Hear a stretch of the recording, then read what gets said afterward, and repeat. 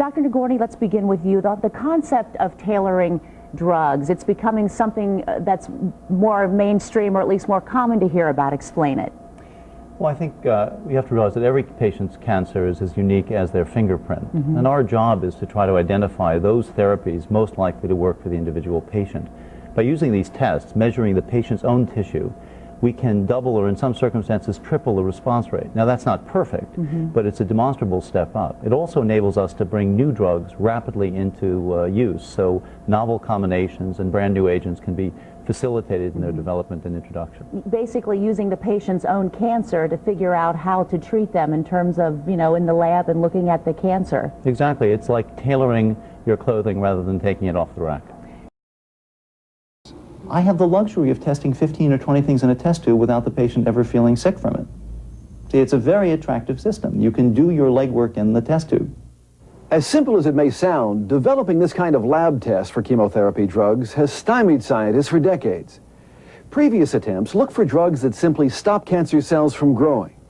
This new approach identifies drugs that actually kill the cancer cells. Published reports representing 500 cases indicate this test can double a patient's response to chemotherapy. Well, the old thinking was that cancer was a disease of cell growth. So patients would manifest excessive proliferation, growth, DNA synthesis. And most of the drugs we have today were designed around that concept. Cancers are growing too much, let's turn off the growth. So in a way, you could think of contemporary chemotherapy drugs a little bit like cellular birth control. You want to get in there and stop the growth, stop the division, stop the babies. Well, it turns out that that's not what drives cancer. What drives cancer is death and the inability of cells to die. That's a 400 magnification of a cell undergoing programmed cell death, as I mentioned, one form which is apoptosis, and that's really increasingly recognized as the process that drives cancer. Every cell in a multicellular organism has a program to die.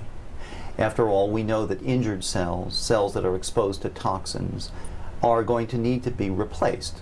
So the injured cell has a program called programmed cell death that tells that cell that the injury is so severe, a burn, a sunburn, trauma, loss of blood supply, the injury is so severe that the cell can't be fixed. We're not going to repair this. It's a total. So you get rid of it and you get a new one. And that program, or programmed cell death, is what goes awry in cancer. If you want to measure what works in a patient's tissue, you cannot assess that by determining growth inhibition. You can't add a drug in and see if the cells stop dividing. That's irrelevant. What you must do in the test tube is measure whether the cells die outright. So in the laboratory, we have developed these tissue culture methods that don't measure growth and don't propagate cells and don't look at division and DNA synthesis. These tests measure death. And the terminology used today to assess this is called programmed cell death, one variant of which is called apoptosis.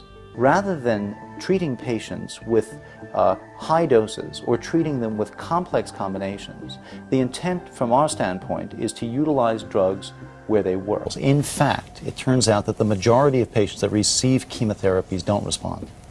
So what we've decided to do is to try to rethink the problem. Using that idea of cancer is not dying enough, we actually take a portion of that patient's cancer, we biopsy, surgically remove or aspirate, place it in a test tube, and we take all the drugs of interest and put them in with the cancer cells.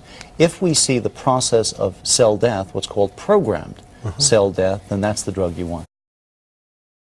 So why does Dr. Nagourney persist in his radical approach to treating cancer? Well, because this is one physician whose first priority is to heal the sick. There's nothing more gratifying to me than my patient outcomes. That's the most rewarding thing.